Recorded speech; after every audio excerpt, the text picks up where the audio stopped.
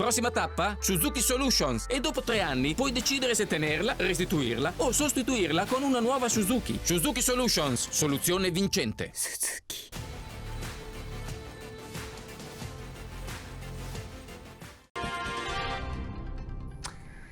La più cordiale buonasera, ben ritrovati con l'informazione di Prealpina.it, TG delle 19. Apriamo con la cronaca, con la tragedia del Mottarone, perché questa mattina sono stati aperti i sigilli degli uffici della stazione di partenza della funivia del Mottarone, appunto a Carciano, chiusa dal 23 maggio scorso. Avviato l'incidente probatorio che dovrà stabilire le cause della tragedia costata la vita a 14 persone. Il servizio a riguardo è stato realizzato da Maria Elisa Gualandris.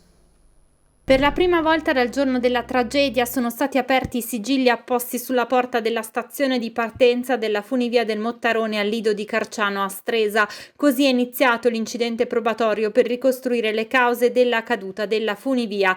All'ingresso c'erano fiori e lumini lasciati da qualche cittadino in memoria delle vittime. Sono entrati così i periti del collegio nominato dal GIP Elena Ceriotti, consulenti delle difese delle parti civili, alcuni avvocati e l'ingegnere Enrico Perocchio, direttore di esercizio della funivia, unico indagato presente. Perocchio aveva già spiegato di voler partecipare alle operazioni per capire come mai si sia spezzata la fune e aiutare i propri consulenti. Dopo un primo sopralluogo all'interno degli uffici della funivia a Stresa, le parti sono salite al Mottarone, sia alla stazione di arrivo, dove stava per giungere la cabina numero 3 precipitata, e quella intermedia all'Alpino, dove è ancora bloccata la numero 4. Poi in pochi hanno proseguito l'ispezione sulla scena della tragedia, nonostante la pioggia battente, per esaminare la cabina, la fune e la testa fusa.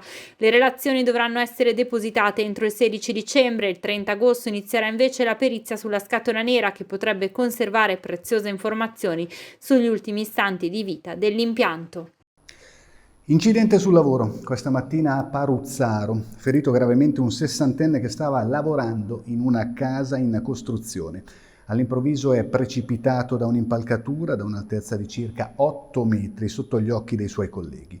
Sul posto un'ambulanza del 118 che ha provveduto a trasportare l'uomo alla DEA pronto soccorso di Borgomanero. Le sue condizioni subito gravi sono ulteriormente peggiorate, tanto che i medici lo hanno trasferito all'ospedale di Novara. Sul posto, per gli accertamenti del caso, i carabinieri di Arona.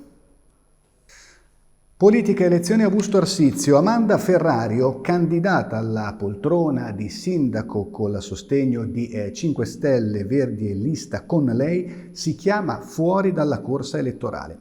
Alla base della decisione ragioni del tutto personali. La scelta mette ora in difficoltà la coalizione, che dovrà trovare un nuovo candidato. Capitolo Covid, i dati sul contagio di oggi in Lombardia, indice di positività all'1,6% nella giornata odierna sul territorio regionale, a fronte di 36.010 tamponi effettuati sono 586 nuovi positivi.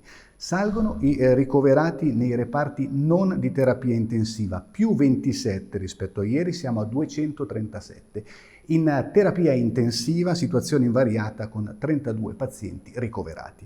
3 purtroppo i decessi oggi in Lombardia. Per quanto riguarda i numeri riferiti alle province, Varese è seconda con 72 contagi insieme con Brescia, prima Milano con 190. Cambiamo decisamente tema, parliamo del Palio di Legnano che galoppa verso il futuro, svolta a settembre. Scopriamo tutti i particolari in questo servizio che è stato confezionato da Luigi Crespi con la collaborazione di Walter Todaro di Publifoto per le immagini. Il Palio 2021 si farà, come non è ancora deciso, ma quando sì, il 19 di settembre allo Stadio Mari. Tutto dipende dalle limitazioni per il contesto pandemico, ma comunque la gara si farà e il Palio sarà attribuito. Subito dopo il Palio però ci sarà un passaggio ancora più importante per il mondo del contrade di Legnano, che è quello della fondazione. La fondazione si era arenata in Consiglio Comunale nel 2019, proprio nei giorni in cui la giunta Fratus era caduta travolta dallo scandalo politico che l'aveva costretta a dimettersi, prima ancora degli arresti quindi. Il dibattito era rimasto in sospeso, adesso la Giunta Radice ha deciso di riprenderlo e di ricominciare da capo. Il statuto è stato rivisto, il comune avrà un impatto molto limitato, l'obiettivo è quello di dividere completamente il mondo del Palio dal comune, come lo si scoprirà a settembre. Spazio allo sport, Olimpiadi di Tokyo, ciclismo, Filippo Ganna si giocherà domani mattina la medaglia d'oro olimpica nell'inseguimento a squadre maschile appunto di ciclismo, appuntamento alle 11:06, avversaria la Danimarca. Il Verbanese intanto ha condotto l'Italia in finale grazie alla prestazione strepitosa sfoderata questa mattina. Gli azzurri hanno stabilito il nuovo record del mondo in 3 minuti 42 secondi e 907, battendo la Nuova Zelanda per 90 millesimi di secondo. La squadra azzurra è composta, lo ricordiamo, oltre che da Ganna, anche da Simone Consonni, Francesco Lamon e Jonathan Minan. Con lo sport si chiude anche questa edizione del TG di Prealpina.it. Grazie per essere stati con noi, buona serata, a domani.